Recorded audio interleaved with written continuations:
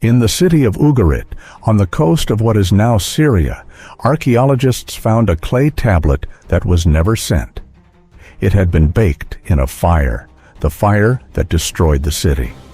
On it, a king writes desperately to an ally, describing enemy ships approaching his coastline, begging for military help that never arrives. The tablet was still sitting in the kiln where a scribe had placed it to harden when the city burned around it. Ugarit never recovered. It simply stopped existing. And Ugarit was not alone. In the span of a single century, around 1177 BC, nearly every major civilization in the eastern Mediterranean collapsed. The Hittite Empire, one of the great superpowers of the ancient world, vanished entirely. Mycenaean Greece, home of the palaces later mythologized in Homer's epics, was destroyed and never rebuilt at the same scale. Dozens of cities across the Levant were burned and abandoned. Egypt survived, but severely weakened, its golden age effectively over. Historians call this the Bronze Age collapse, one of the most sudden, most complete civilizational disasters in recorded history. And nearly 3,000 years later, we still do not fully know what caused it. This is 1177 BC. The year almost everything ended, and nobody can fully explain why. By the end of this video, you will understand the scale of a catastrophe that ended the ancient world's first great age of interconnected civilization. You will learn about the Sea Peoples, mysterious raiders named in Egyptian records, blamed for much of the destruction, whose true identity remains one of archaeology's most persistent unsolved questions. You will learn about the competing theories, invasion, earthquake, drought, systems collapse, and why historians increasingly believe no single explanation is sufficient.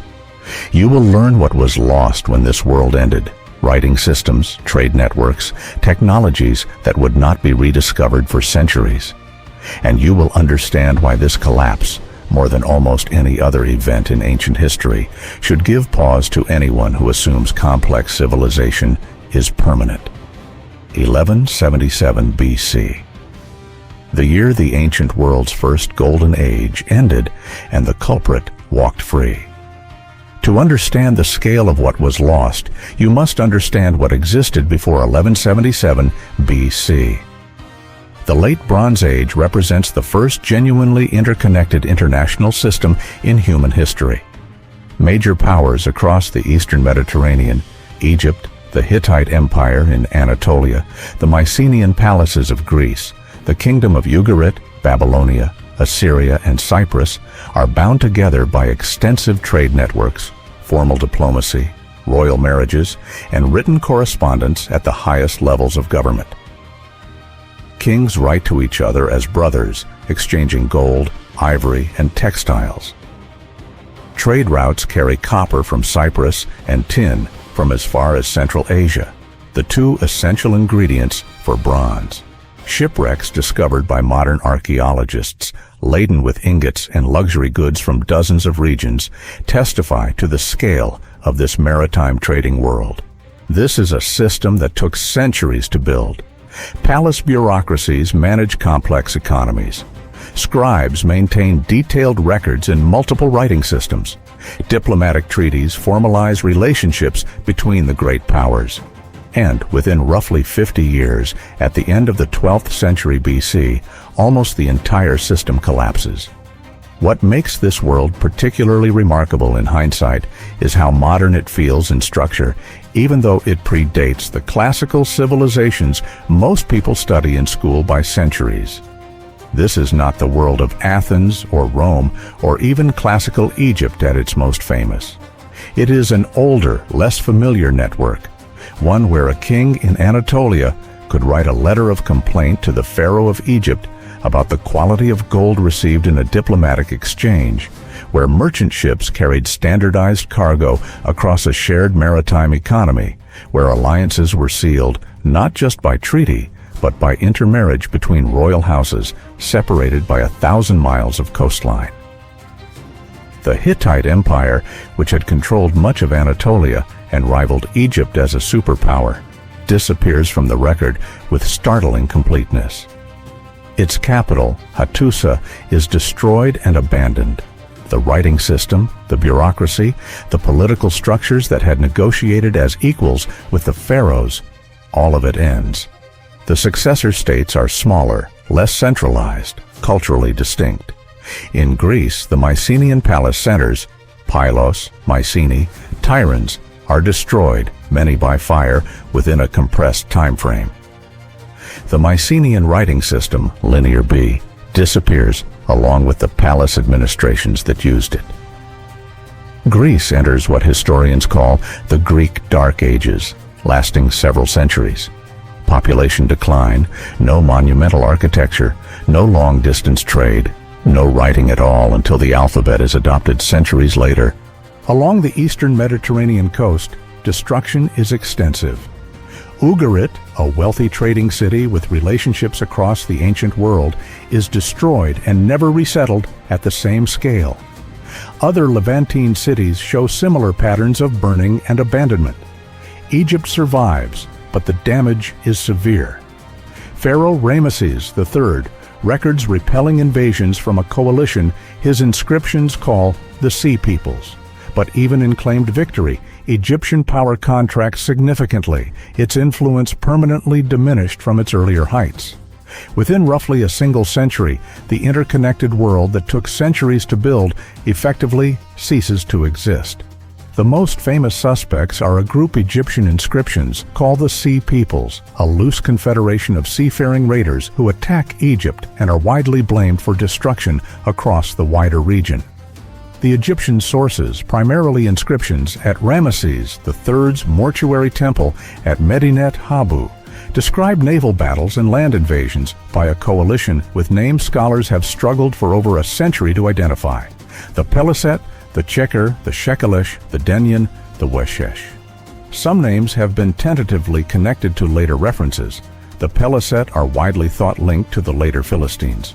But the broader identity, origin, and even basic nature of the Sea Peoples as a coordinated force remains genuinely contested.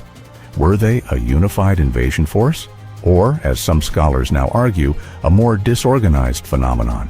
Displaced populations and opportunistic raiders responding to a collapse already underway for other reasons rather than causing it themselves.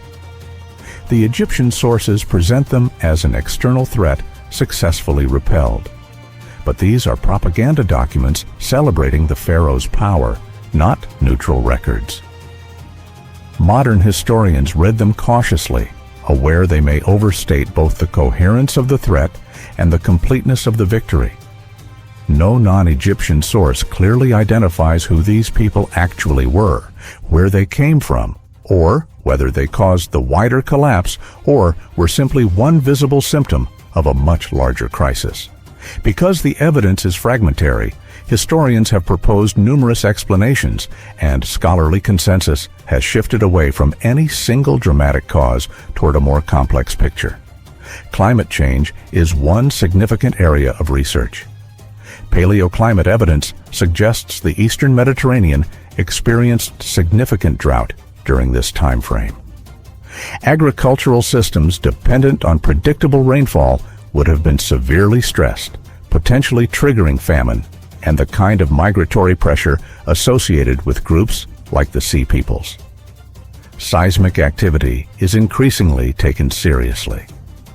Archaeological evidence at multiple sites shows destruction patterns consistent with earthquake damage. Some researchers propose an earthquake storm, a sequence of major seismic events across the region over several decades, compounding damage from other stressors. Systems collapse theory, associated with archaeologist Eric Klein, argues the interconnected late Bronze Age economy, its strength during stable times, became a critical vulnerability once multiple stressors hit simultaneously. Disruption in one region's grain supply or metal trade could ripple outward, weakening palace economies, triggering unrest, and leaving societies vulnerable precisely when external pressure was increasing. Internal rebellion is a further factor some scholars emphasize. Evidence in some regions suggests uprisings against highly centralized, often exploitative palace economies, possibly compounding the crisis from within. The most widely accepted current position is that the collapse resulted from a convergence of factors occurring simultaneously: climate stress, seismic activity, systemic fragility, migratory pressure, each making the others more severe in a compounding crisis no single ancient government could withstand. The consequences extend far beyond the political disappearance of specific kingdoms. Writing systems vanish or are severely disrupted. Linear B disappears entirely, and Greece produces no written records again until it adapts the Phoenician alphabet centuries later, meaning historians studying this period rely almost entirely on archaeology, since the mechanism of literate record-keeping had broken down. International trade networks that moved tin, copper, and finished bronze across thousands of miles contract dramatically.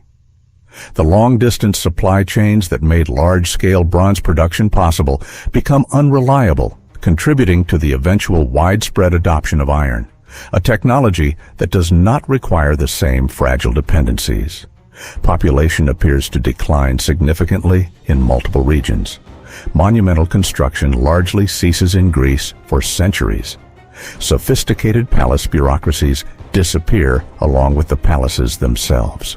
Perhaps most tellingly, the very concept of international diplomacy, kings addressing each other as equals, exchanging formal correspondence, negotiating treaties recorded for posterity, largely disappears along with the system that had sustained it. The elaborate cosmopolitan world of late Bronze Age diplomacy has no real successor for centuries.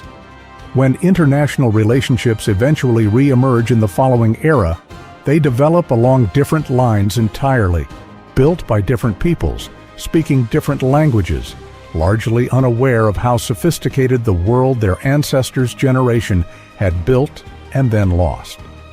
What emerges are generally smaller, less centralized, less internationally connected societies. It takes the Eastern Mediterranean world several centuries to rebuild anything resembling the scale of connection and achievement that existed before 1177 BC. Here is what 1177 BC actually represents. It is tempting, studying history, to look for the single dramatic cause, the invading army, the assassinated leader, the crossed river, that explains a major transformation. Much of what this channel has explored follows exactly that pattern. The Bronze Age collapse resists it entirely. There is no single villain to point to with confidence. The Sea Peoples, whoever they were, cannot alone account for the destruction of the Hittite Empire inland, or the collapse of Mycenaean palaces, or drought patterns recorded in sediment cores far from any coast the Sea Peoples reached. What the evidence suggests is something more unsettling than a single cause. A genuinely sophisticated civilization, built over centuries, proved catastrophically vulnerable to a convergence of stresses that individually its societies might have survived. Drought alone might not have destroyed the Hittite Empire. Systemic fragility alone might not have ended Mycenaean Greece.